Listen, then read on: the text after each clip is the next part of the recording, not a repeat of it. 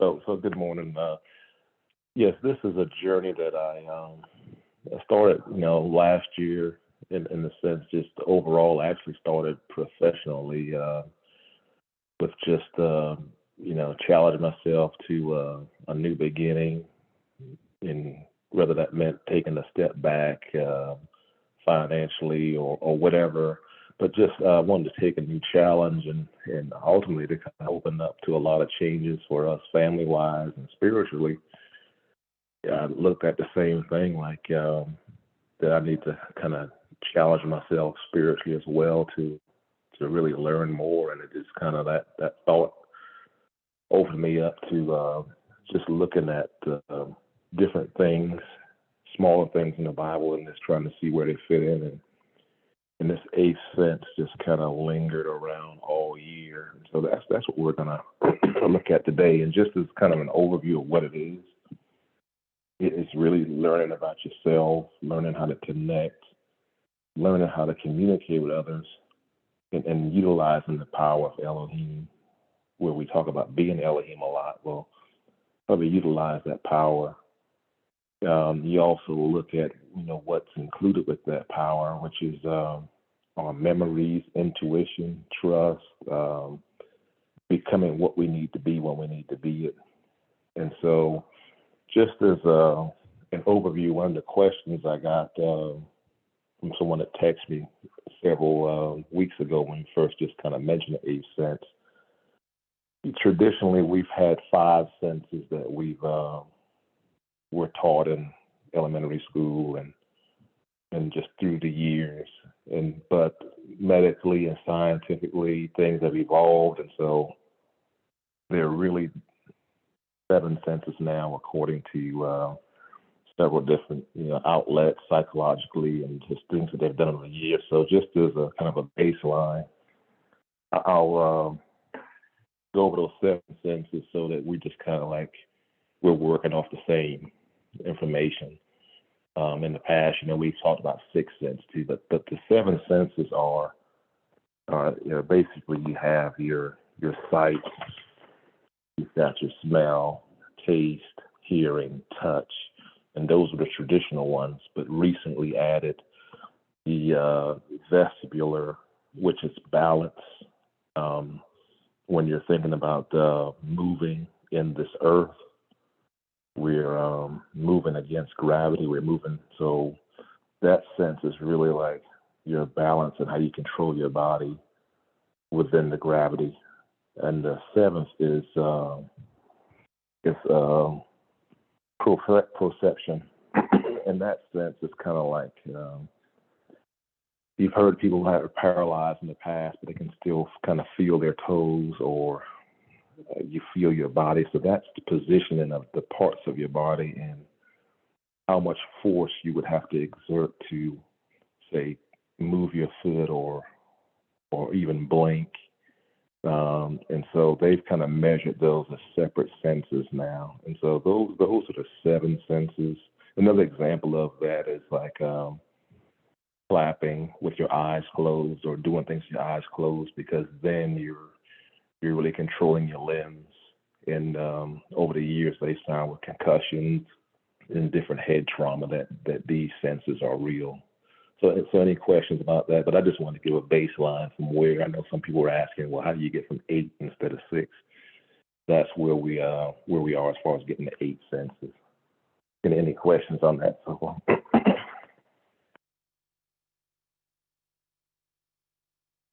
Sure. So if there are questions, so the eighth sense is really our strongest sense. And there's examples of that with Jesus throughout the Bible. This sense needs to be our strongest sense. If you look at John 1, Galatians 4, which we'll go over, there are several incidents and examples in the Bible of how important the eighth sense is. And the thing that I realized last year and really just listening to all the teachings this year and then just listening to how we've evolved about Elohim, we really can't operate as Elohim without really understanding and utilizing our eighth sense. And in teaching and in your allowing yourself to learn. We've done this so much over the years, and I've really been pushing myself to apply day in and day out what we learn on these calls, and how I can do that and function within this world at the same time, but really utilizing what we've learned. And when Barbara was talking about the Ten Commandments, the first seven senses is really how we navigate this earth and this body spiritually, and the nature that we're here is using those first seven commandments. And that eighth commandment allows us to, the eighth sense allows us to elevate. So really that's where I wanted to kind of pick up, is based on what we just learned about the Ten Commandments. And we've really learned how to operate and why we're so tied to those commandments and how we have to understand them. Is now like we're Elohim. How do we operate and function as Elohim and the earth? And so that's where I wanted to start. I hope that overview wasn't kind of scattered, but there's a lot of things that we can label ourselves, and the one thing that I realized over the years is the term that, and I think we all, if we sit back and think about it, we're all what we call autodidacts, and these are people, we focus on a certain issue, or we focus on a certain quest for knowledge, and we teach ourselves, we learn, we are motivated, and we're willing to learn something new. So this is kind of the whole premise of where I'm going with that. Any questions so far on it before we really start diving in?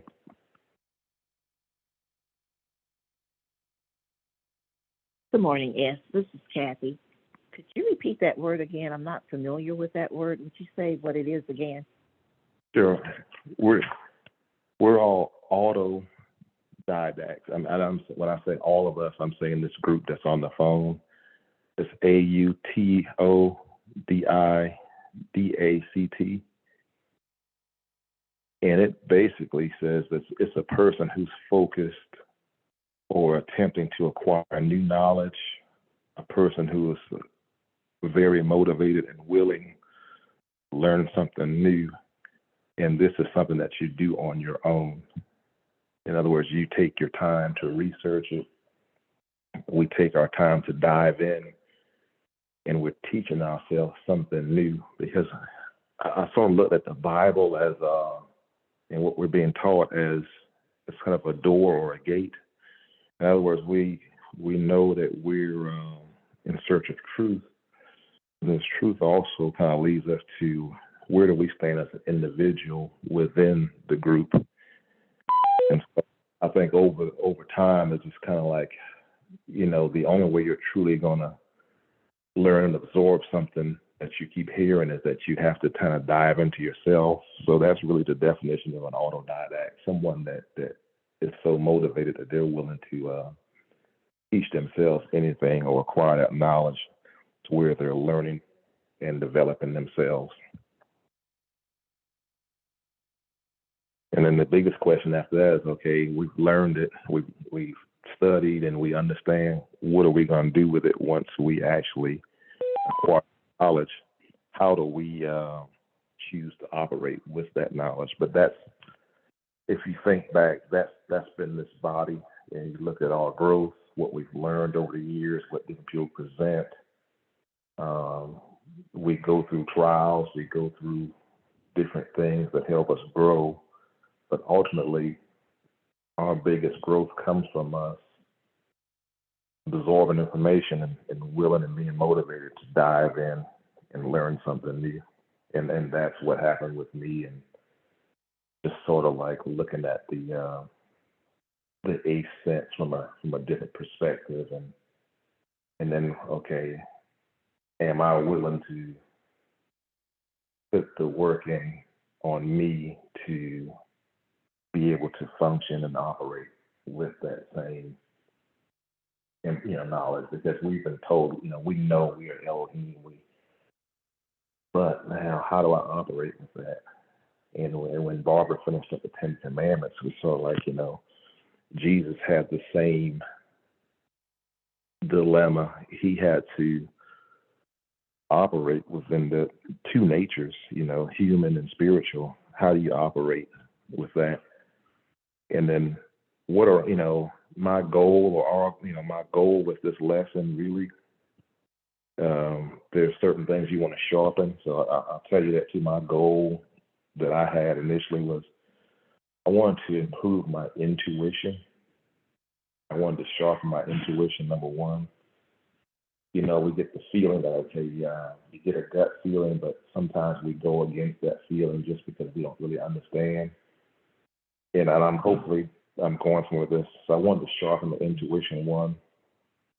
Two, I wanted to use my memories, because I think memories are powerful in the sense that I can remember a lesson that Barbara, Kathy, or Ron, Rev taught several years ago, and those messages have evolved, but using that memory to move forward. Third goal is, learn who we are, learn who I am. That comes with, understanding what it means to be Elohim, but also we all have triggers. We also have different things that motivate us. So taking a step back and learning who I am. 4, this goal is, we talk about how do you use things that we know. And if you ever come across somebody that they know something, but they interjected at the wrong time. So another goal that we can try to accomplish with understanding this 8th sense is being sensitive and knowing when to interject. The 5th goal is feeling that true connection and understanding that connection with others. 6th goal that I have in this lesson is being able to use someone else's power, and that's going to be real important as we get down and deeper into the 8th sense. Kathy has a wealth of information. Barbara has a wealth of information. How do I use Barbara's power for my benefit? The 7th is accepting and understanding our anointing. We've talked about that before in the past, but really accepting it. And then the 8th and final goal of this lesson, hopefully, is to help us understand our creation and how we really speak things into reality. And you can call it being more clairvoyant. I don't know, prophecy, but Jesus did that a lot.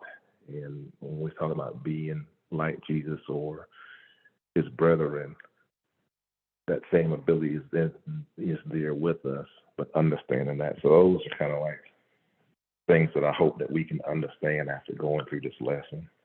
Any questions or comments? Yeah. I have a question. Oh, go I'm ahead. sorry. Go ahead. I yield. Well, I yield. just got a comment. Thanks, ST. I like this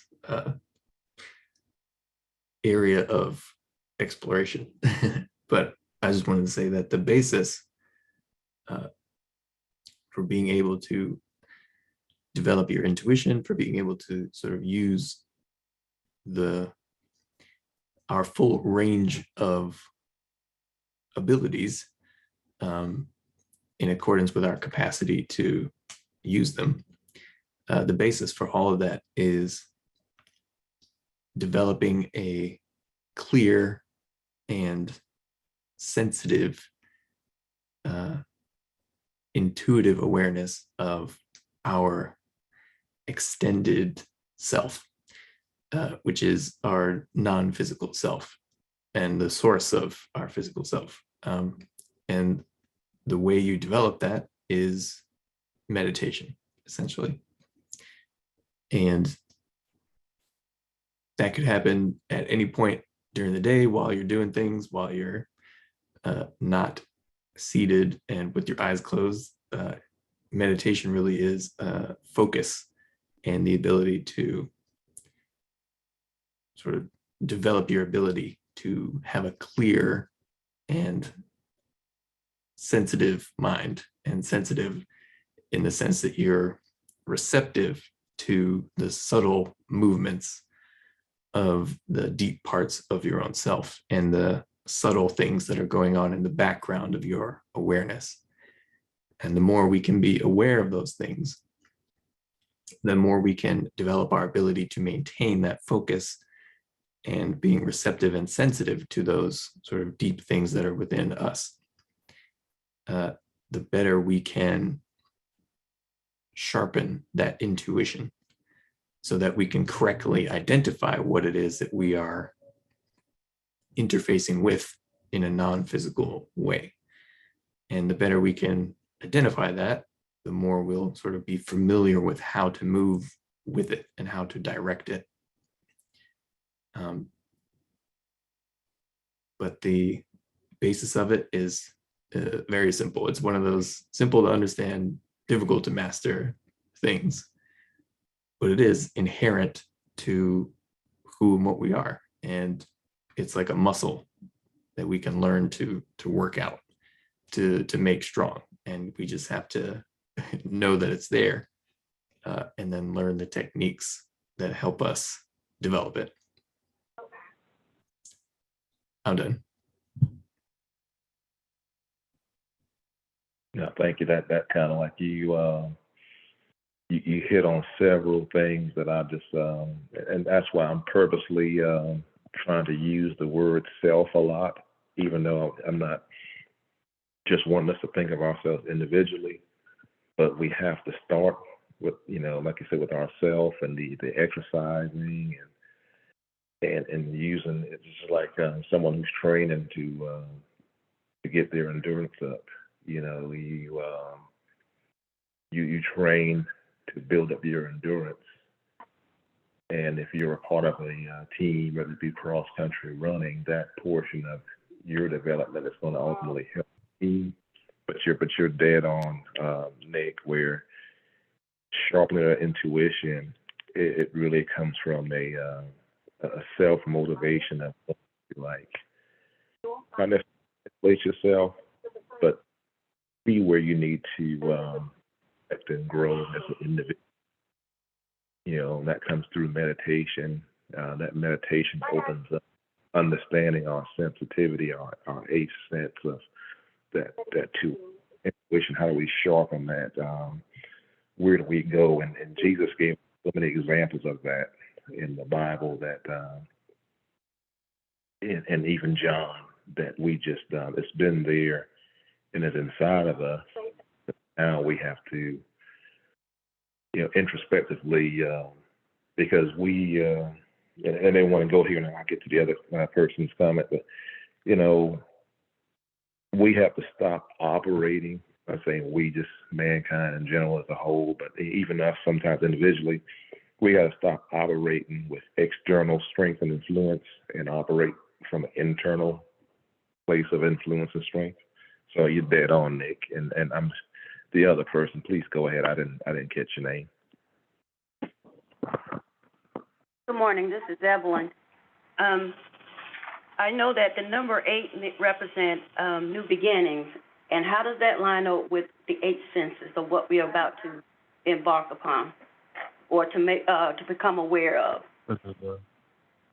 Well, thank you. Yeah, and you're right. That's where I wanted, because 7 is completion, but and you got the 8 sense of new beginning. That's why I said this is and I just use myself as an example. It's sort of a new challenge that you really, I'm focusing on challenging myself, whether it be meditating more, whether it be developing more, like Nick said, to develop my intuition. So it is a new beginning in the sense that you have the understanding of who you are. Now, how do you operate in that? So the new beginning is truly operating, and so like Nick, as Elohim, as a creator, just you constantly sharpen your skills. So it is a new beginning of development of my ST Evelyn. It's a new beginning of that because everything we've done is sort of it's a gateway, and it's opened up all these opportunities. And now it's time for us to constantly learn and grow. And I'm going to give us a scripture of where Jesus actually he talked about doing that too. So it's a chance for us to constantly grow in wisdom and understanding.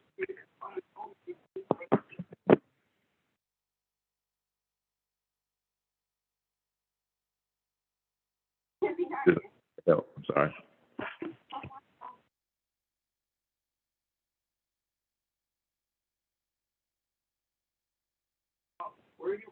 Did that answer your question, Evelyn? Yes, sir. Thank you. Appreciate it. And someone needs to mute their phone, please.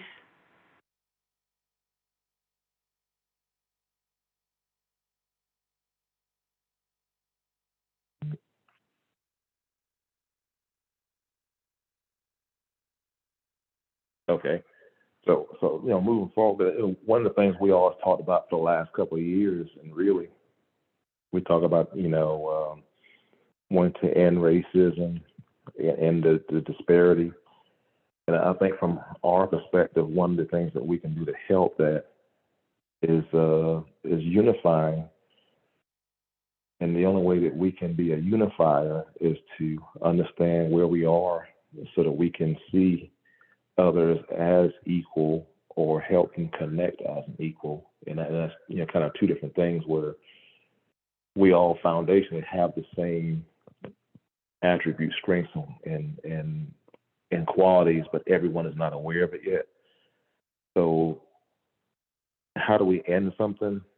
One of the things we can do to help do that is unifying everyone so that they understand and they're on the same page of who we are and bringing a sense of equality. And so that was another motivating factor, just talking about ending racism and trying to position ourselves to do certain things.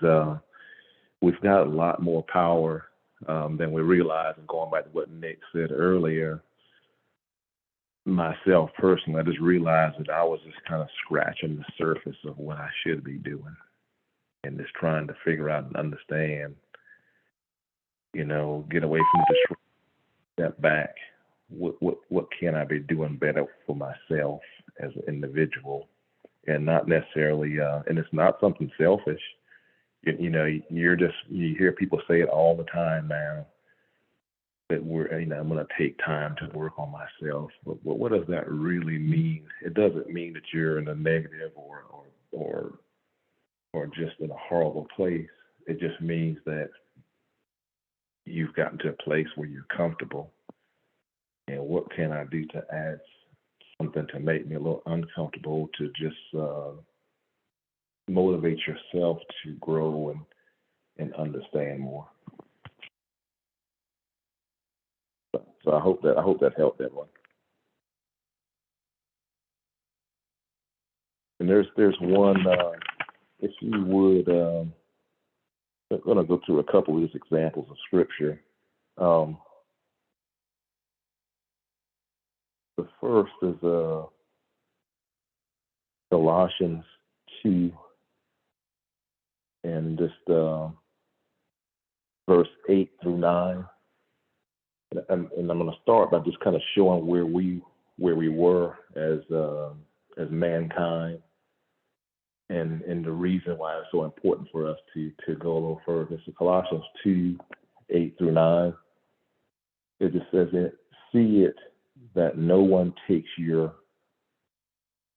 captive through philosophy, empty deception, according to the tradition of man, according to the elementary principles of the world, rather than according to Christ. For in him all of the fullness of deity dwells in bodily form. And this was just kind of an example of if you're not studying and understanding things for yourself, God knows we've always been talking about truth. but just look at it as mankind as a whole, and how messages and different things can carry you in a direction that you think is correct, but ultimately it's not.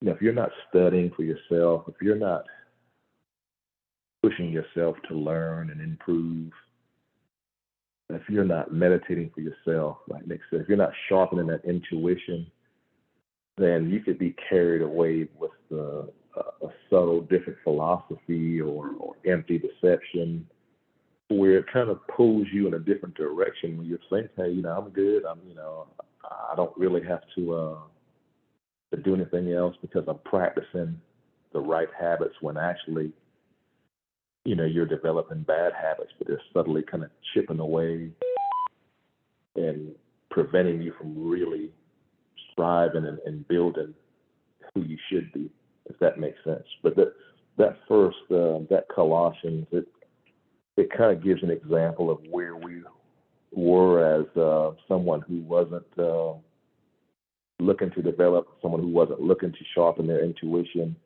And that's sort of the detriment of some of the things that can happen to you if you're content. And that's one of the biggest things that I've tried to push into my own life, is not be content, but just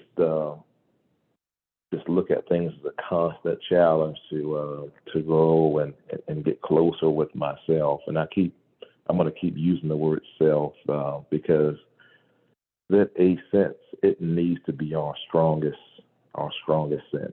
It needs to be our best attribute, because when we get to the point of saying, okay, I want to operate as Elohim, it allows us to understand how to do it day in and day out. And we can stop operating with external factors involved. And what you'll see is that you automatically, through developing, will become more clairvoyant. You'll be able to shape your future more, and not necessarily saying that I can make it to where I'm just going to have whatever I want tomorrow, but also I'm shaping my future by acquiring the knowledge to shape it. And I can control the destiny, because, Jesus saw everything that was going to happen to him, but he understood that ultimately it was for the good of mankind. But if you think back, he really shaped it all. He had total control of his environment, and you kind of admired him more because he saw what was going to happen, because he had control of his environment. And we have that same ability to control things and shape things. But it all starts with sharpening the intuition. It all starts with going back to learning more about who you are, sensitive about where to inject your thoughts, and so on and so forth. Any questions on that?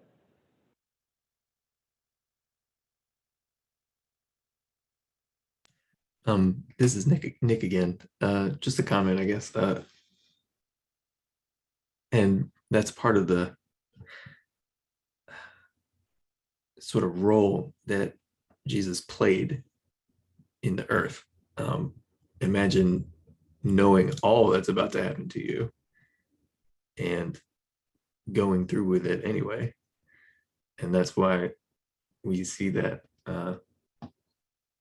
episode in the New Testament where he asks, I should know this, but where he says, let this cup pass from me. As part of our sort of intuitive ability and our ability to stretch our awareness beyond our immediate physical experience, we can become aware of our sort of path of destiny and where it takes us. And depending on... Go ahead. No, I was going to say absolutely. Yeah. Yeah. But the core of that sort of intuitive ability is our ability to connect to our, to draw from our connection to the creator, and that is always to move in alignment with the will of the creator, which is our will, actually. It is whatever the shortest distance or the quickest path to harmony is. And in that case, it just required him to go through something extremely traumatizing. But that's not to say that that kind of act is required for everyone. That's to say that sort of what we experience is what we experience. And part of our internal focus and discipline is to go through whatever it is we realize we are meant to go through in order to heal it and respond to it in the way that the non-physical aspect of ourselves knows that it can, as opposed to what our sort of purely physical material self wants in the moment. I'm done. Now Yes, I have a question. Sure. I'm sorry. Go ahead. No, go ahead. Okay, this is Evelyn again. So, like Colossians is talking about the spiritual fullness of Christ. Once we learn or tap into our eighth senses, we'll be able to live life to the fullest as well? You'll be able to live life to the fullest, but also that's just scratching the surface. You'll be able to create and have so much understanding of what it is like to operate as Elohim. I like what Nick said. I mean, like, we have the ability to kind of like go out and sort of lay a path.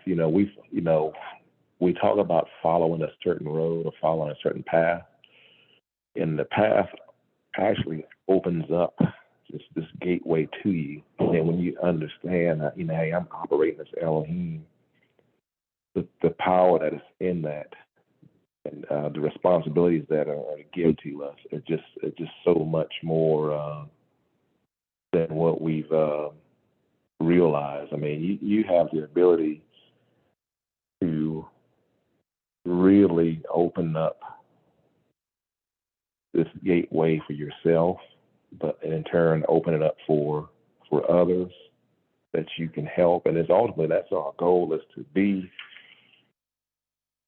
connected with each other to where I should not even have to worry about a need or someone understanding. I can feel what you're going through on a consistent basis. I can, the communication between each other changes, because now if we all communicate with each other with that sense, just think about how much power and difference and how much, because we're scratching it now. Think about some of the things we've done, but if we are able to tap into that, and that's our primary means of communication, it just changes everything.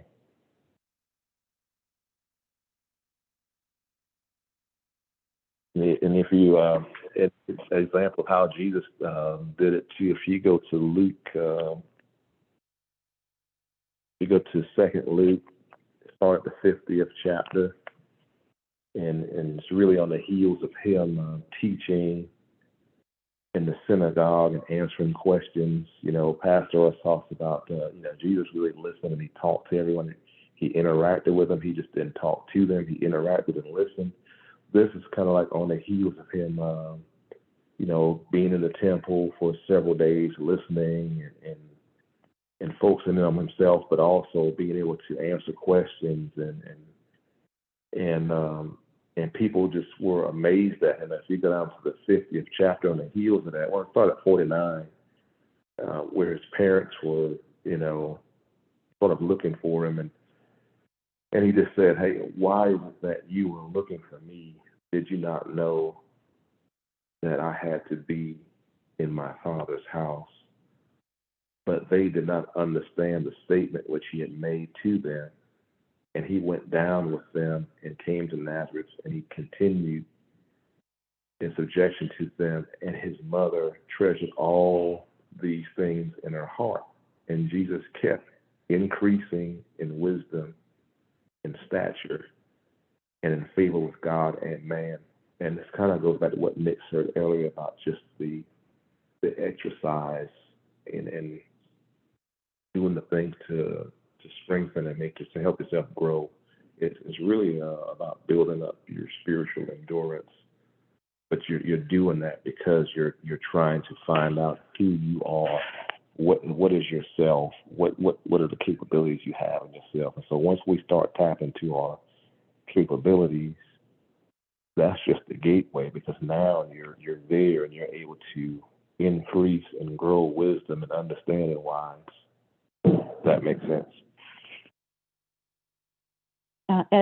Could you repeat the chapter and verse of Luke again?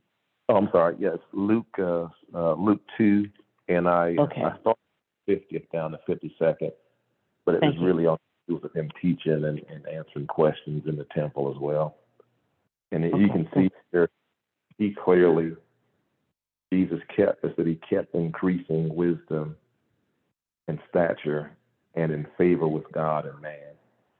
So he was always in the mindset of trying to balance the two natures, the spiritual and human nature. He tried to keep that relationship between them, and he tried to increase his knowledge on how to do it, how to meet people where they're at. And so I thought that was really interesting. That then it's like what Nick said earlier. Jesus was constantly exercising and growing. And we study his story through the very end of the crucifixion. He saw all that coming.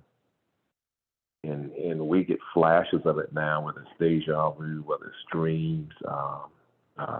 Nick sent an article out the other day, and you start talking about, those are memories too. Those are historical times where certain things happened, and we were in position to do certain things, and the same influence was there.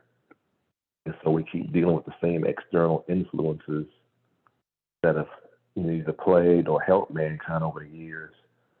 But what if we can tap into our internal influence, and that's the thing that we start operating off of, and we become less reactionary and more creative and dictating of what happens in our environment in the world. Okay.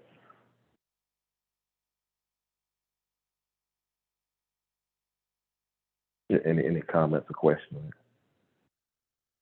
Good morning, everyone. This is George out of Spartanburg. One of the things I think that we do very well collectively is we operate in intellect and intelligence. And we know intellect and intelligence is our wealth. So that's one advantage that we're going to have over some other people. And when I look at myself individually, I'm glad to be a part of people like that. And I'm glad that everyone in my trucking family operates on intellect and intelligence. If you look at intellect and intelligence, if you are ever in a difficult task and on assignment, it's your intellect and intelligence that's going to get you out of it or help you maneuver in it. And it helps if you have experience with whatever the task is, or if you don't have experience, it's fun to develop the experience. So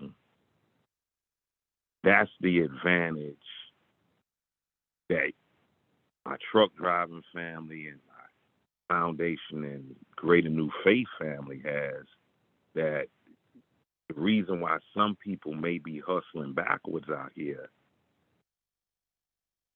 some people will think intellect and intelligence has everything to do with going to college. I hear people talk like that. So this eighth sense, we maneuver differently. When people are going through things in their life, they come to us because it's intellect and intelligence. And it's a lot of things in life that you can hide. You can hide money. You can't hide intellect and intelligence. And it's intellect and intelligence is nothing that you have to say. You see people walk into a room and they just command it. They may say, hey, how you doing? That's intellect. To me, that's intellect and intelligence. So I think with the eighth sense, and, I commend all of you all. Because when I hang around you all, and then I hang around my trucking family, it's not like I'm hanging around y'all all the time. There are other groups that I venture in, and they think I'm God. And they're like, George, how are you so smart? Blah, blah, blah. You should see the people I hang around. So whatever you do is based on intellect and intelligence. That's all. I asked you a question on that one, George. What's more powerful? Is there more power in someone who's intellectually intelligent right now? Or is it more power in someone who has the sharpest intuition?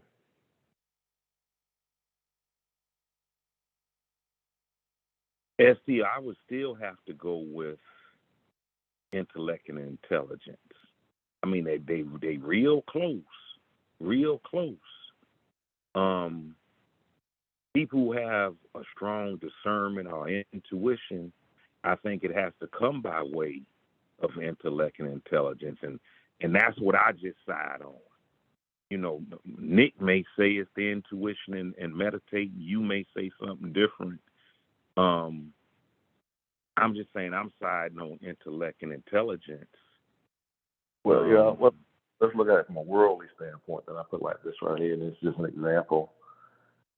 The number one thing that mankind tries to do is be the first and control the future. They try to predict it, whether it be the stock market, and we've been using that for all the wrong. But predicting the future, for instance, of a certain company or stock versus someone who says, well, okay, I have this company, I'm operating pretty good right now, so I'm going to invest my money in George's stock because George is smart and he operates well right now and he's solid, versus the guy says, okay, I see more growth. I see more of a bigger payoff if I put my stock in Nick because, man, I think Nick is on the horizon of something. George stays consistent. Nick makes a huge breakthrough. So I'm trying to put it in that terms where the person who had more at stake on the future and the breakthrough ended up benefiting a lot more than the person who was already smart and didn't feel like they had to grow because they were already at the level of being intelligent. So, and I hope that's a decent example of. But if you can tap into what you feel and see, is going to be a much better outcome, a bigger, development, a bigger breakthrough. That's more powerful than just staying comfortable with the steady intellectual person who's already at that level. So I was just trying to use that example to show how much help having the intuition, and I mean the sharp intuition, in play in our future and development, because that's the Achilles heel of man in general now. We want to control what comes next. We want to be in charge of what happens next to us. And if we feel like we can control what happens next, it's going to benefit us more than just saying, okay, I'm here where I am, if that makes sense. So we've been searching for it as a man for a long time, trying to control the next thing that happens to us. But, somebody's going to win, somebody's going to lose when you do that, because when you are benefiting one over the other, somebody is going to get the short end of the stick. So I think if you take a step back and look at, okay, how powerful is intuition, how powerful is developing the eighth sense versus the intellectual and intelligent, it's a big difference, because Jesus and there are several other folks that talked about, okay, wisdom and understanding is not necessarily just intellect and intelligence. There's a part of it that it's tied to us and being a part of something big, if that makes sense. It does. In books. I would like to respond to that as well. So intellect and intelligence is always the materially facing aspect of intelligence. And it will always sort of be dominant in a practical way if you are intending to manipulate your physical surroundings. But when married properly with our intuitive abilities, it becomes a way to express what it is you are able to become aware of via your intuition, your eighth sense, in the way that we've been speaking about it. And when you do that, your intellectual capacities expand exponentially. But so does your awareness of the true relationship between the aspect of our intelligence that we call intellect, and your sort of intuition or your awareness.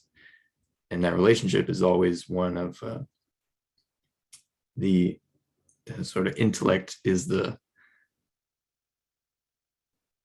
thing that is directed by your awareness. It is always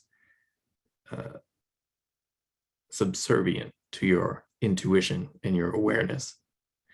It is the sort of mental tool that is used and directed by your awareness and your intuition. And subservient might be a bad word. It's your intellect is not like a thing to be or to treat in a negligible or to treat in a any sort of negative way, of course, but it's like your fingers on your hands are directed by the upper parts of your arm. The upper parts of your arm are directed by your shoulders. Your whole arm is directed by your thought. Your thought is sourced in awareness and intuition. So your intellect is an extension of what intelligence is. And what we tend to do, because we're wrapped up in this physical material experience, is assume that intellectual ability is the height or the end all be all of what intelligence is or what there is to experience. And that is incorrect, although it is certainly a useful tool. Sure. And the heels of that too, with that, thing about doing things in sequence, it matters. Doing things in the right order matters. And, decisions matter, choices matter. Just think, just for us, example, like I remember the first time coming up to Greater Than Faith, and I think Linda and Kathy, and there was another guy, they were singing a song up front, and it's like, and I had a choice to make. For instance, I could have, said, "Hey, it was a great day," and never come back again, or just choose to, not come back. But that that decision to come back, changed a lot. And so with us every day, we get decisions and choices to make. And sometimes we make them off of, external factors, like you said, Nick, or George, intellectual, experiences in the past. And sometimes every now and then we make them off of intuition. And sometimes we bury the intuition. You say we're going to make the common sense choice. Well, this is what should happen. I can remember being a kid, and some of the folks would say, "Hey, I saw a bus," and even for Sanford, it's like, "Hey, the bus had these numbers on it, and I need to play that number." Well, maybe that number wasn't meant to be played. Maybe it was something else significant, but that's how they chose to apply it. And some people have made stories or told stories about, hitting a number or doing something really well gambling wise because they had a dream of a number, but maybe that was meant for something else. But the point is just, if we can get to the point of making a decision that combines, that is led by the intuition, and we may not see the exact outcome of that decision, but it was the right decision. And maybe 5 years from now, we're like, okay, that was, one of the best decisions of my life because I felt that in my gut. I don't know why I was supposed to do it, but I did it. And we can sharpen that intuition where we start understanding, okay, the why is the outcome is going to benefit mankind regardless, because I feel it. I feel like, okay, if I do this, this is going to be, I can't tell you the exact benefit of it, but this is what the benefit's going to be overall. It's going to be a positive outcome, if that makes sense.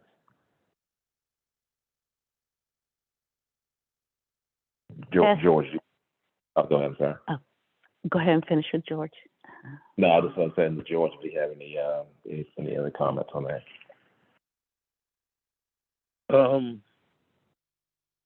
Yes and no. I agree with everything. It's just about, and it's not just about. It's about marrying the two. And that's the best part about being in a setting where everyone's voice is heard, and then someone hears what I have said. Someone has heard something Nick and Miss Evelyn has said, you have said, and somebody will bring it all together.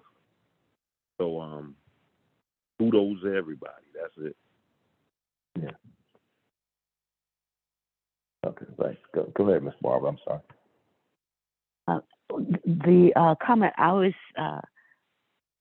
going to make relates to what you said about being influenced more internally than externally. From what I hear you saying, with our 5 senses or our 7 senses, we are basically motivated by external sensors, things outside of ourselves that help us make sense of our physical environment.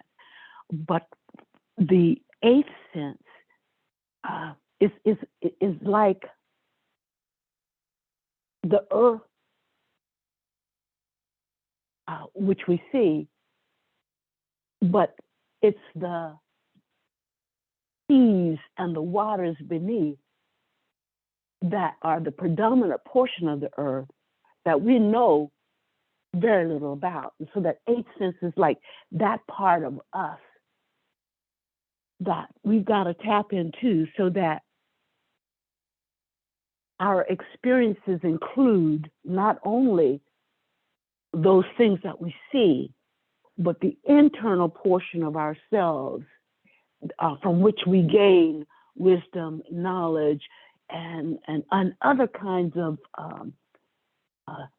indicators that flow through intuition that help us navigate not only what we are able to see in front of our eyes, but even those things that have not even necessarily materialized yet, if you understand what I'm saying. We can chart the course of those things to be by using our greater sense, meaning the eighth sense. I know what I'm trying, I know what I see, but I don't know if I'm expressing it. Yeah, you're definitely, because you're saying that basically we become better organizers of our thoughts to get things aligned to where they're supposed to be for the benefit of mankind.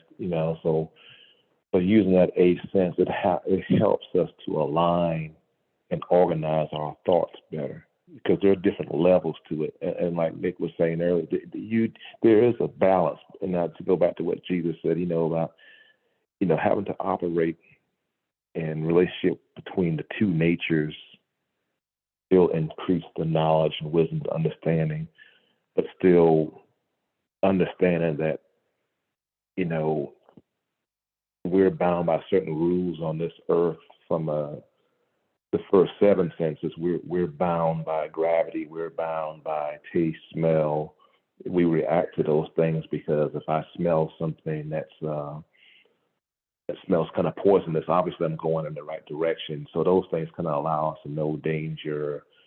They really help us to understand physical impediments that are coming, or if I can't see, then I need to turn on. So those things all, get a response from us to correct it. But in the eighth sense, where we're trying to navigate spiritually our identity of being Elohim, and how do I apply that? How do I use those attributes to apply? We really have to sharpen the intuition and understand when to interject what I know versus what the person I'm talking to, where they're at. And it's a journey that kind of like, it's almost like levels to this. And this may sound crazy, because people always talk about what came before the chicken and the egg, but there's levels to everything. There's levels to creation. You can make the comment that everything that's created is already here. And I'm just saying, from a physical standpoint, all creation is done from a physical standpoint because the ingredients are already there.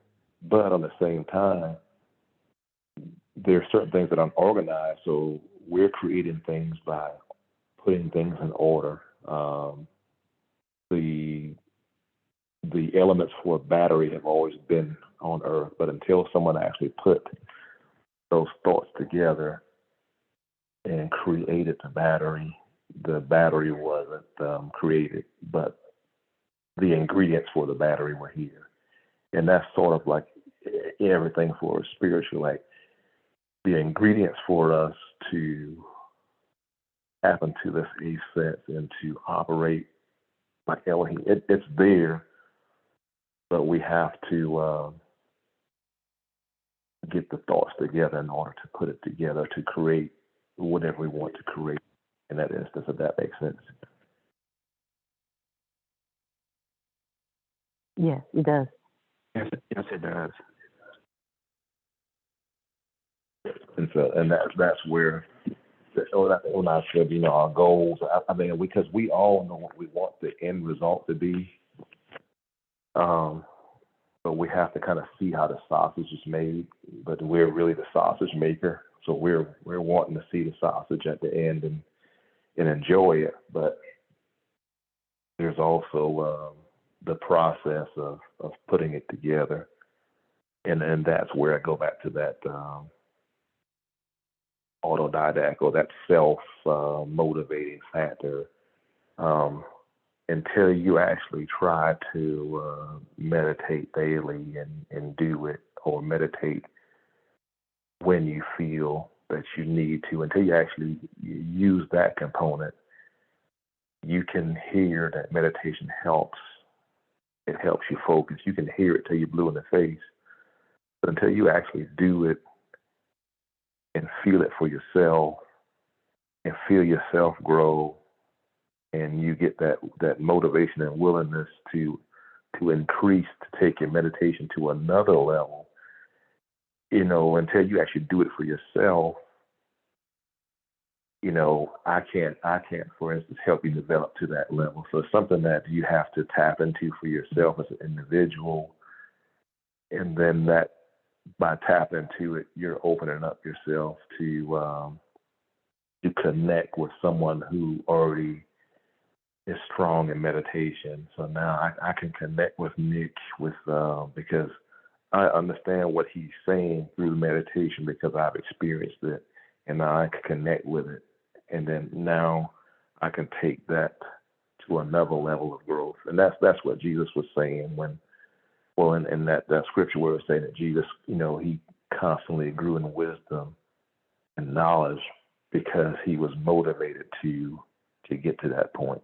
And it's in us. And when we want certain results of certain things, we have to develop ourselves and get to that point of understanding, okay, how to use my intuition, how to use my memories, or things that I can read about historically to develop a sense of, okay, what this outcome should be. Because, we've prayed a lot in the past in religion. People pray for a specific outcome, when the reality is we could be in a position based on what the eighth sense offers us, where none of that stuff should even matter. But right now, because we aren't at that location, it matters, and we deal with it. But when you're tapped into that level of focus and understanding and sensitivity and spiritual intuition, really those things shouldn't matter. That makes sense. But that's where the growth has to be, to where those things won't even matter, because we're in such control of our environment. We're laying a path, even though we can't see over the horizon. We know what we're laying is for the greater good, and it won't matter. Yeah. Good morning, ST. Morning. Good morning, everybody. This is George in Philly, and I sincerely appreciate, your introduction, or your, overview at the beginning when you talked about this journey in terms of self. And I know that we collectively, see the importance of the oneness, but doing that self-reflection with regards to what you're saying really, inspired me, because I know that for a period of time we've been searching, we've been seeking, we've been receiving, the awesome teachings over the years. And I know one of the challenges was, moving from what you know to what you must do, in terms of being able to see the manifestations of our heart's desire. So when you spoke about your self-reflection in terms of the journey, that you see for self, it just made me, reflect on your interpersonal intelligence. And I know George mentioned earlier about comparing the intuition versus the, I would say academic intelligences.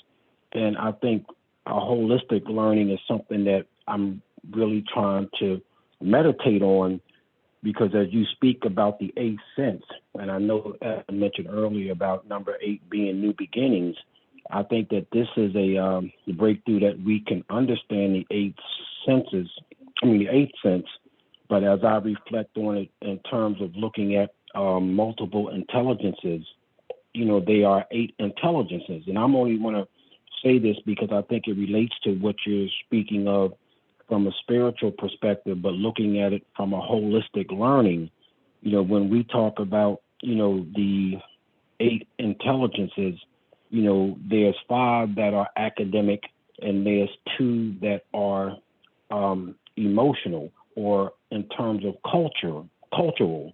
And I think the cultural aspect in terms of history related to interpersonal, which is self-reflection, and the interpersonal, which is social, I see these intelligence all having its purpose because all things work together for the good.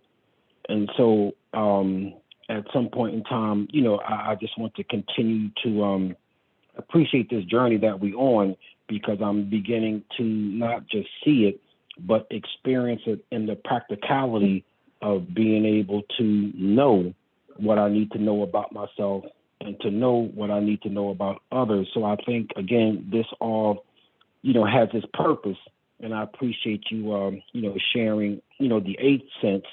And I'll just, say this from a intelligence point of view, that as we look at the 8 intelligence of what you're speaking of in the 8th sense, it talks about a spatial. When we can look at the visual aspect of what we are seeing in terms of in the spiritual realm, then we talk about the linguistic, which is the verbal communication that is existing, as we speak today. And you mentioned about the 7th sense in terms of the movement, but kinesthetic talks about that bodily, movement, moving from, again, what we know to what we must do. And then it goes on to talk about the rhythmic, the vibration, and as I said before, the logic, the reasoning. And as we look at history, and I think these things are all coming to that oneness that we're searching for, and we appreciate as so above, so below when we talk about nature. But I just feel that what you're saying, is all coming to revelation or is resonating with me. So I appreciate your teaching on the intuition, but I think that there's a holistic learning that I'm receiving from you're talking about the 8th sense. So I just want to thank you for, sharing this information. I'm done. Hopefully that resonates. No, I appreciate it. And I can think back to, I think it was, so it had to be pre-COVID too. And I think I was getting to a different point professionally in a career. And, I want to treat people differently. I didn't want to work with people and it's kind of I wanted to be in a situation where I'm not playing politics or at work. I just want to be able to go in. And so we introduced this thing a couple of years ago on how to manage people differently and how you want to be managed. So everyone took an assessment. And the company started going towards more of, and we wanted to manage people based on emotional intelligence. We wanted to not manage you to where this is the company rules and you have to conform to it. And more people are heading in this direction now where they don't just apply the company rules. They want to see how you respond best as an individual, what helps you respond better, what helps you perform better as the individual. So each individual person takes their assessment. You get this assessment back. It says, well, this person responds better with gratitude. They want to know that they're appreciated. This person responds better with public affirmation, and so on and so on. And so we go through this emotional intelligence of how to manage people better and how to basically get them to interact and connect better so that the company goal is still met and it's met with everyone feeling like they contributed. So now look at us as a spiritual body. If that's working and being developed in corporate America and through HR systems throughout the country now, more people are going that route because they want to look at the whole man and really say, okay, what does this person bring to the table? How can I get them to perform better by, helping them along their journey and helping them develop too? Everyone is on the development train. So now look at us spiritually. We should be doing that anyway. It should be coming automatic to us anyway to develop ourselves individually so that we're helping this bigger entity grow and reach more people, and we get to a level of understanding faster than we have before. And so we all should be striving for that, George. I mean, you hit it on the head. There's so much connectivity there that we're just scratching the surface of it, and everyone's trying to tap into that now. That okay, companies are realizing that we just can't hire 100 people and expect them all to operate the same way. You have to look at how to manage as a whole and as an individual, and understand what that person reacts to best. And so people are already using emotional intelligence throughout the way they train, the way they operate. So that's an awesome point, Troy. And if we thanks for that too. No, definitely. And if we step back now, okay, think about, I ask myself all the time, is, and I tell everyone this too, don't ever be afraid to self-reflect on every week. If you go through a week and it may, even if it was the greatest week of your life, take some time that week, at the end of that week, even if it's your best week ever, and just think, okay, what could I have done better this week? Where can I have improved, or did I make a decision, small or big? Did I go with my gut? Not telling you to second guess yourself, but just reflect and build on that. And so that's something that I've tried to do every week now. Is I just take a day, if I'm just sitting there, even if I'm just sitting on the couch, and I run back in my head, okay, what did I do that week? It wasn't a perfect week. Okay, how could I have avoided that? Where was my intuition? Where I didn't meditate on Wednesday. So what happened to me on that day, Wednesday? And those are some of the exercises that I do to kind of sharpen my intuition, because I'll look back and just kind of like balance out the decisions and results. Ultimately, it's still, it is what it is on that. But those are some of the things that I've done to kind of sharpen myself going forward to the next week, if that makes sense. And it may be just a simple exercise game that I do to myself to kind of to tighten me up, but it does it does help.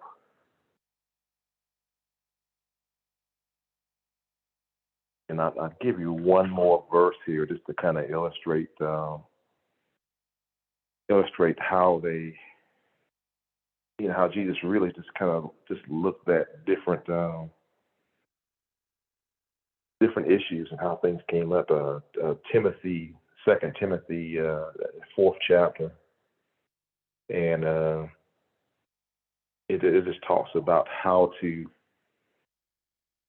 rebuke and strengthen, the doctrine, and it's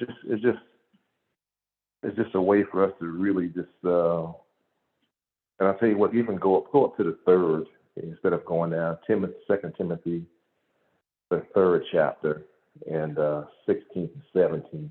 Those are really the last 2 verses there, and just all Scripture is inspired by God and profitable for teaching, for reproof, for correction, training in righteousness, so that the man of God may be adequate and equipped for every good work. And that's basically in a nutshell what I was just thinking about myself. Excuse me, SD, could you repeat that scripture? Sure, it's 2 Timothy.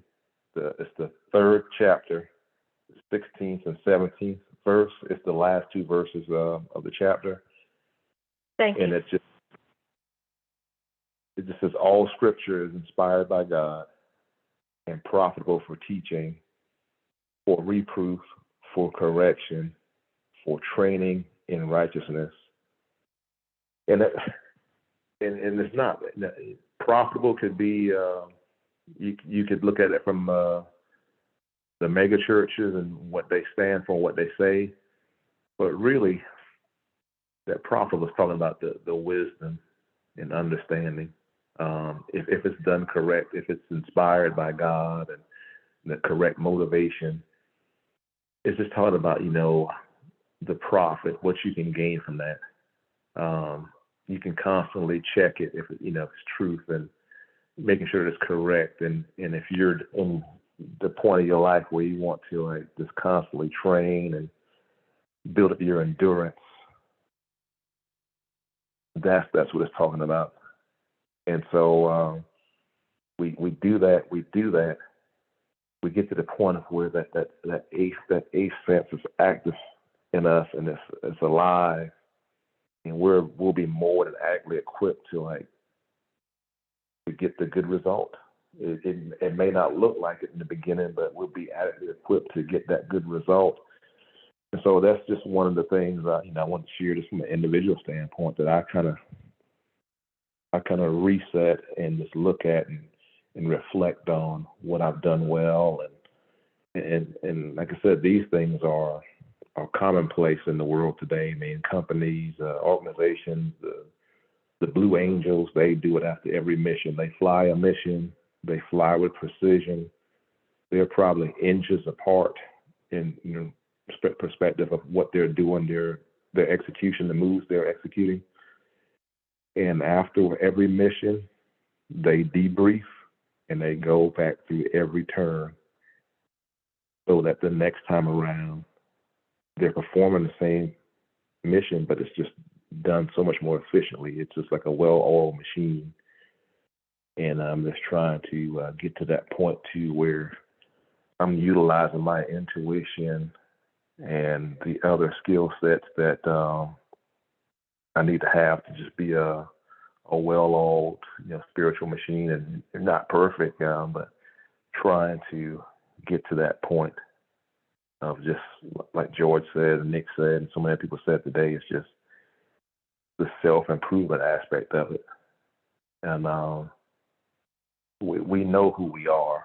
We know we're Elohim, but getting to the point of applying it and improving ourselves enough to apply it at the right time, just sharpening that intuition to the point of understanding when to interject, where we're needed, understanding what somebody needs. Sometimes we give the wrong thing, that maybe they didn't need to just have a donation. They may have needed to figure it out or hear a way of how to adjust and not make the mistake. So it allows us to kind of be more intuitive on a day in and day out basis, just being a better tool for whatever. And we get there, we start there by just being motivated and focused on trying to gain more knowledge, trying to express a willingness to do something new. And you can look at it as a spiritual challenge, but I think if at least for me, I'm trying to challenge myself now, because I may have gotten to a point of just being so comfortable and content with everything, humming along, that and you can do both. You can hear what a teacher, the pastor, barber is giving you on a weekly basis, and you can also be reflective and working on yourself at the same time, and trying to tap into growing yourself, because it's like I said, Jesus, he dealt with multiple natures at the same time and balanced that relationship, but still was able to gain and build up. So if anybody needs to hear that, I mean, you can be going through your own personal issue and at the same time receive what a teacher is giving on one of these calls and dealing with it, and just using that to strengthen you and deal with what you're dealing with at the same time. You don't have to be put into a silo. So I don't know if anybody needed to hear that, but you don't have to be in a silo because you're going through something or you're at a different point in your life where you need a different sort of enlightenment or lift up or whatever. You can be in that place, but also develop and grow at the same time. And hopefully we'll be able to kind of to navigate through that as we go through this lesson. Any comments or questions?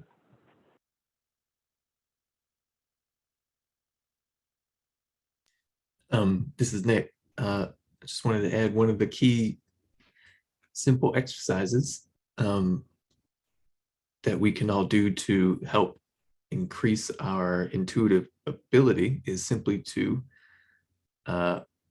just as a very basic one, when you're speaking, for example, don't use any filler words or sounds.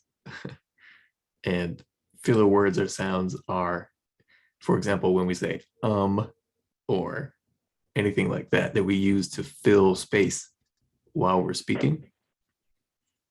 And I use that as an example of what you can do to build your intuitive capacity, because the fundamental exercise, as we said, of meditation, and meditation is fundamentally self-observation.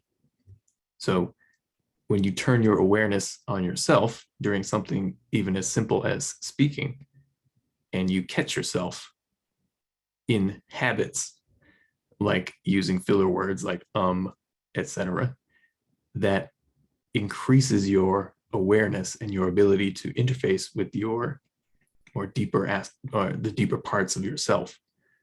And it's really something as simple as that is an example of how the process of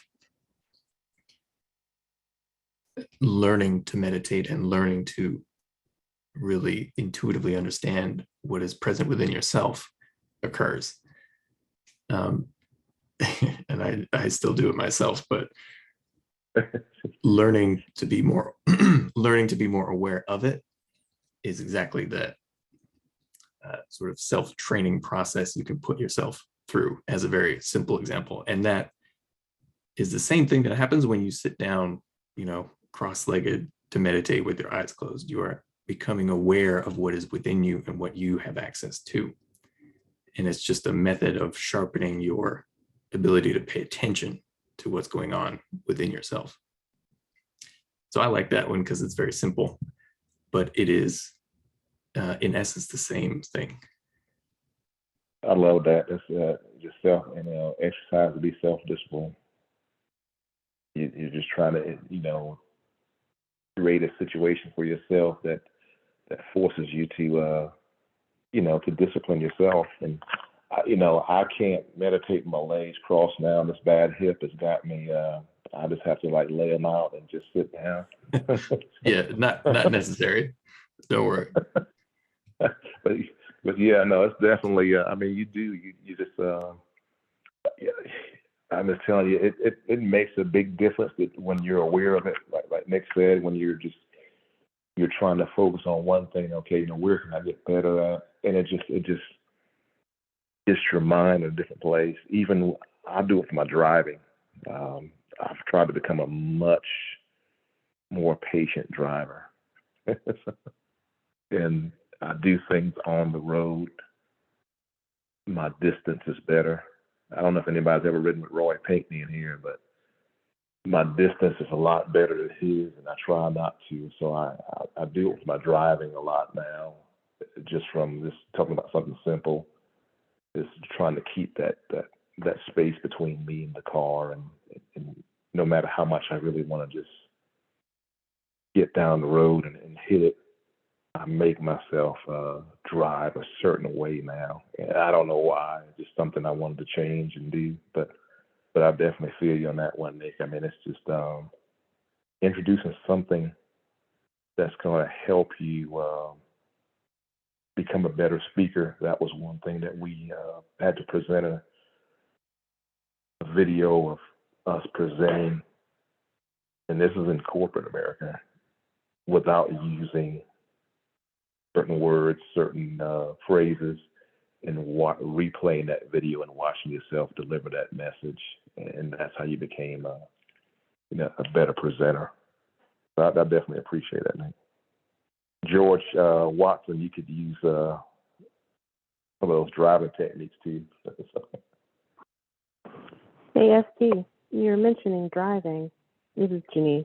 And I was thinking throughout most of this conversation that we've had this morning about an instance where I was driving with my mom and my husband, and she mentioned using your intuition as you're driving, because sometimes as you're going down the road and you're getting ready to change lanes or something on the highway, you look around at the cars in front of you and to the sides of you, and you can feel who's going to move before they do it. And I know other people have experienced this, but you have this sense, and I'm sure it's the sense that we're talking about, this intuition, that if I move right now, that car in front of me is also going to move into the next lane. I need to wait a second for them to do that so that we don't hit each other. Does that make sense? I feel like that's a great example. You just hit a great example, because that was an awesome example, because I drive a company car and we have to do this driving dynamics every year. And they really want you to focus on what's going on ahead of you a mile down the road as far as you can see, so that you create a better driving space between you and that distance. And so if you're aim high steering and you're looking at down as far as you can see or a mile, you're able to control what happens to you within that distance, because you're more aware of what people are going to do, their driving habits, their patterns. So that's an excellent example, because they teach you that now in driving dynamics, that they want you to be able to have enough time to make a proper decision based on what you see ahead of you. And that's sort of like what we're doing now. So imagine that in a spiritual perspective, because we are able to be further ahead of us instead of what's right in front of our face. When we really connect to this eighth sense, you're going to be able to see a lot. Not telling you you're going to be able to see 10 years from now, but it may make the difference of you on a month-to-month basis. It may make the difference in a 2-month basis. That once you tap into it, you're going to be able to kind of see and facilitate a lot further down the line in your life, God willing. Agreed. Thank you. Thank you. Any other comments for today? I feel like I didn't want to be too scattered. I was trying not to be too scattered on my first presentation as far as talking about this, but it's definitely the feedback, and Nick, I appreciate it. It kind of helps shape it, kind of helps shape the direction that we're going through and the examples of it. And like I said, the ultimate goal is for us to really be in a place to where we're able to apply these things, and that's my, even working on myself is constantly a battle, or constantly an exercise that you're doing to get better. So it also, this lesson is something that I'm taking to heart each day and looking at it and preparing for it as well. Still trying to utilize it to help me become a better version of Elohim. So along those lines, I have a question. How, and this is for ST or Nick or anybody who wants to respond. I know sometimes I've encountered people who struggle with silence. They can't sleep without the television on. They don't like to be home unless there's a radio going, or something like that. And I'm not talking necessarily about when you're feeling a little lonely or something and you want to play the radio just to have some I don't know, some noise, but like someone who just can't sit comfortably in the silence and think, or be alone, like in a peaceful way. I feel like that's related to what we're talking about, but I don't know how to connect it. Can either of you comment on that? Yeah, I can, at least first.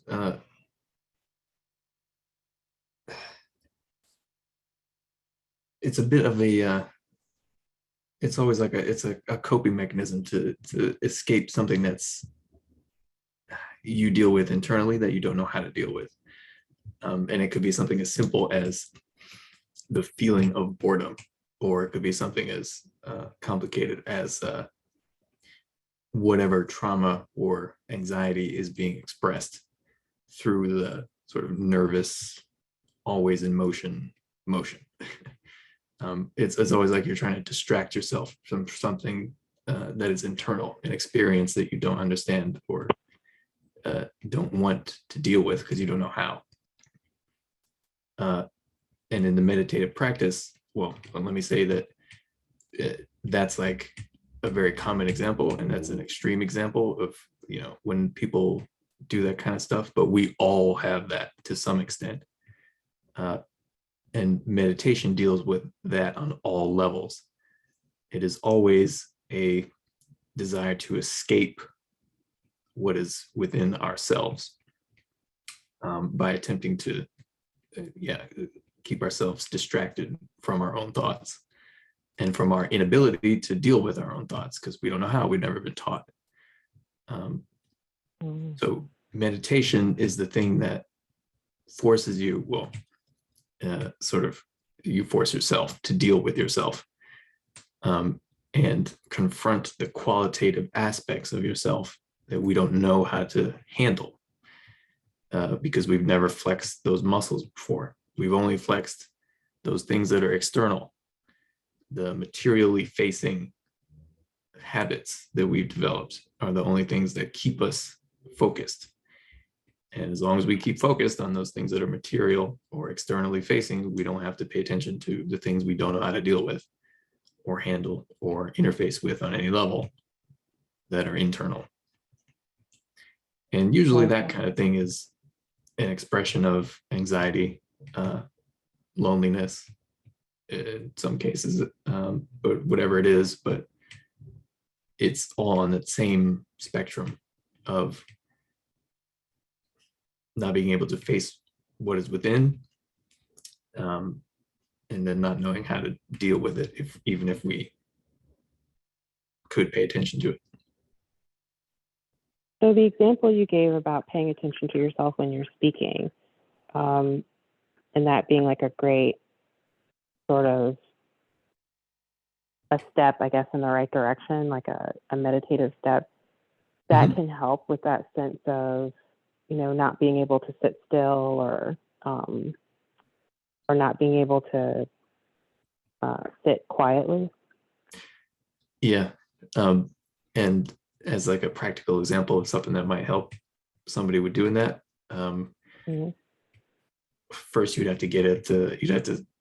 think you'd have to start exploring the reasons that they're doing that, or maybe sort of intuiting the reasons that they're doing that, because you could also focus on what you're physically doing. Like if you're constantly like bouncing your knee up and down while you're sitting is another example. Okay. Whatever it is that is a habit that has been formed, that's a good place to start. Yeah. So whether we use those filler words, whether we constantly need to keep ourselves distracted, even like when we say all the time, it's exactly that. It is an attempt to fill the uncomfortable silence because we don't know how to deal with what is present in that silence. And the physical examples are the same thing, but okay, that makes sense. Thank you.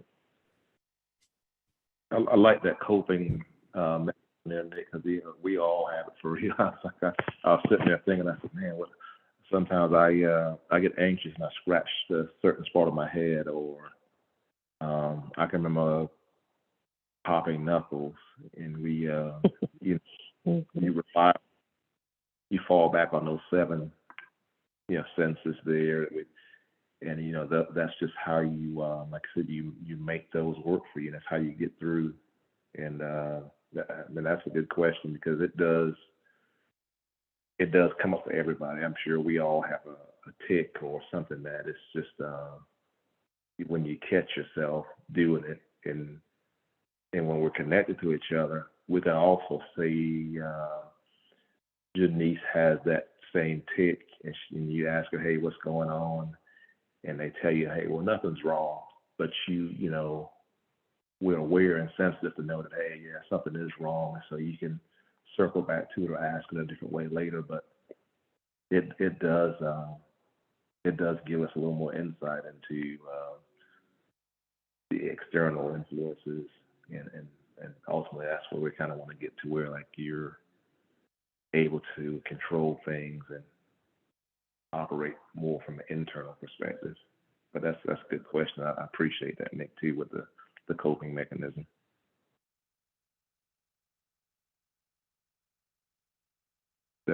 Anyone else feel like it's kind of got to the end of the line on today, and I'm trying to look forward to like really taking the next step and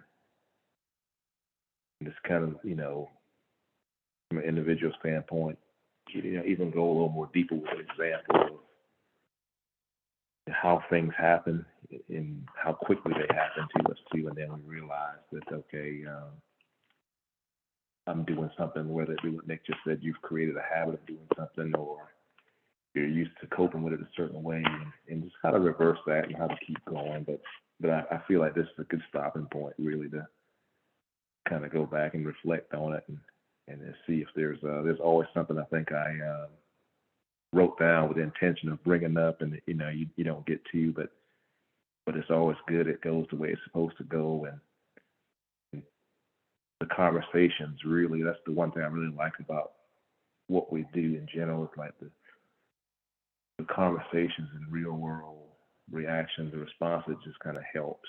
It just I've never felt like I've been here and we're just going through a history lesson. The conversations always seem to like really help me and help me understand even better. ST, this is Audrey. I have a quick question. Hey. I'm not sure anybody, I don't recall hearing any discussion of this exactly, but anyway, my question is intuition directly connected to wisdom? I'm thinking. And I guess I'm asking that because both you have to have a certain amount of experience of knowing, right, to get to that point. So anyway, do you think it's connected to wisdom, or is it kind of the same thing? I think it's connected to wisdom, and I think it, everything sort of comes from this is how I, look at it, everything comes from the source, and I think it's connected to wisdom, and I think the intuition, when we use it, we develop a better understanding of it. So like it's sort of like if I've experienced something, and that's why we talked about the memories before also impacting it. If you've experienced something before, Audrey, and you know how it worked out before when you saw the same circumstances happen before, that's wisdom, because you've seen the results of when you mix two chemicals, what happens. And I think the intuition part, the way you increase that is okay.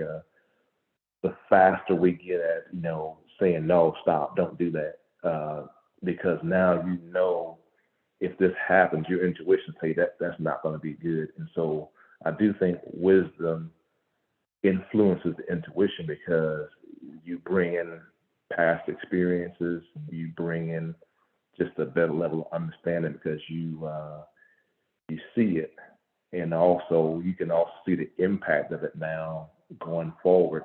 Where like yeah, I'm trying to give an example. If you mix two chemicals and you're like, okay, man, that's gonna have the potential to start a fire. Well, you prevented the fire from down the road because you know that it's got a potential to it. Where like if you take a step below that, you mix those same two chemicals without the experience, you know, okay, this isn't gonna be good. And then the fire happens, you put it out. So it's just kind of like it allows us to, the intuition to me allows us a longer insight into our future because we're making that decision based on wisdom and the timing of when to interject. All those things are kind of connected, if that makes sense. Okay, so they work hand in hand.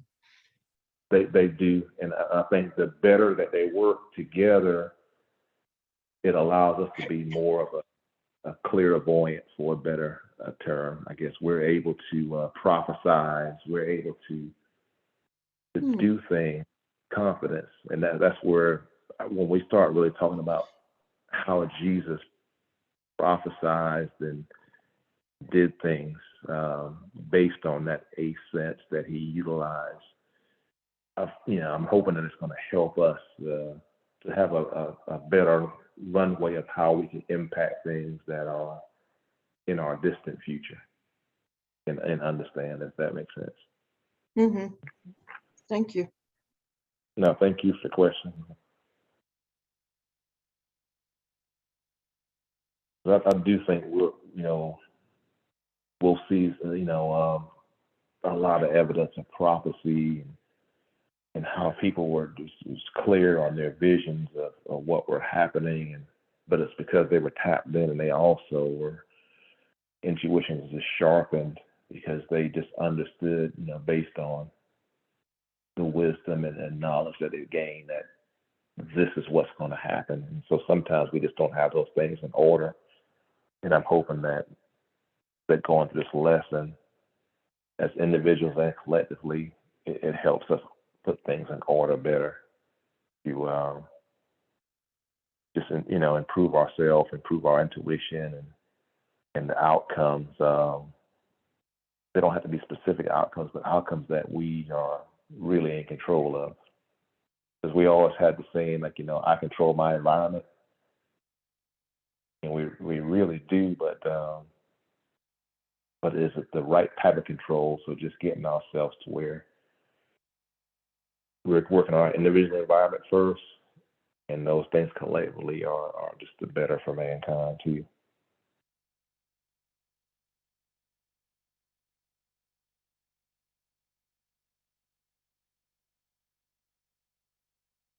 Any other comments or questions?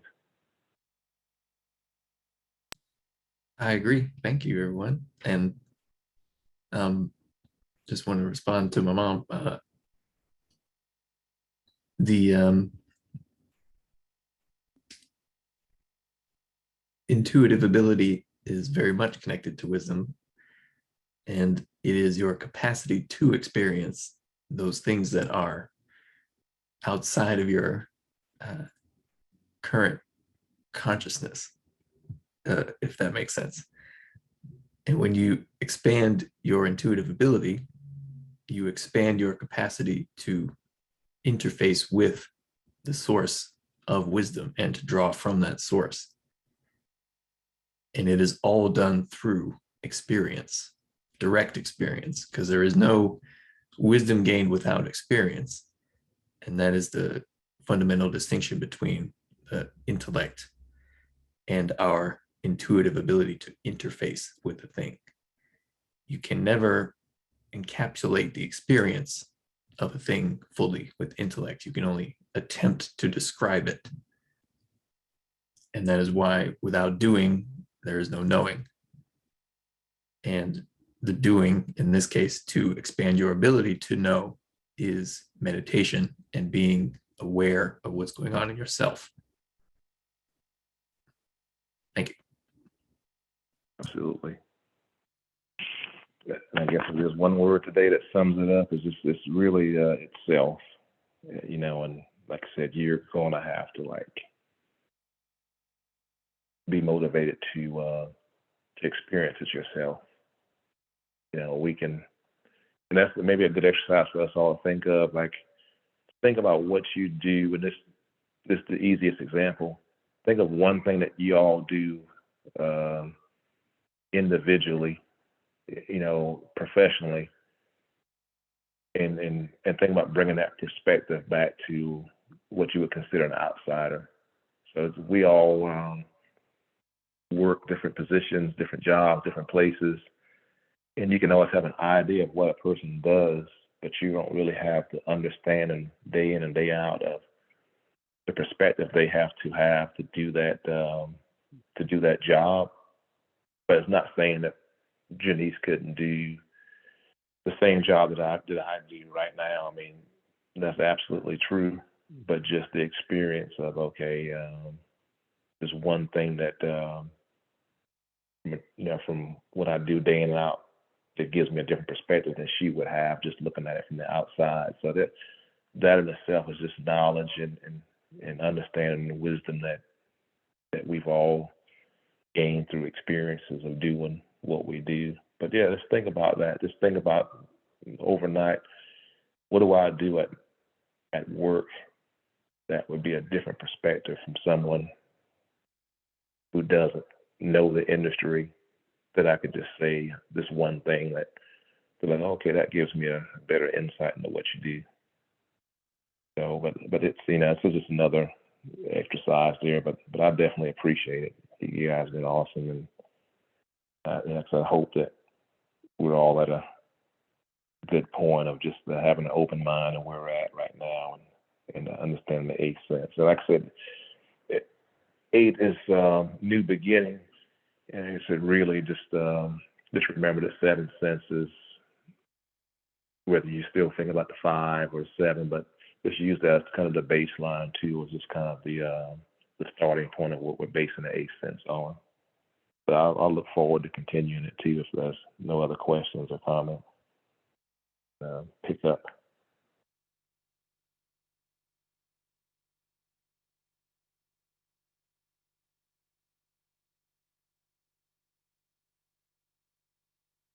This has been great. Thank you.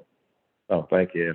Yeah, we'll look forward to talking to everyone tomorrow, and I appreciate it. It's really been enlightening for me today too. I always make notes too when I teach, and it's kind of like it helps me reflect and also get better. And it really, like I said, it's really been a good start today. So I appreciate everybody pitching in and giving your perspective for sure, because it does help a lot. Thank you, S. Thank you. Thanks, All right, Esty. everyone. Thank you. Bye, Sam. Everyone. Thank you. Thank you. Bye, everybody.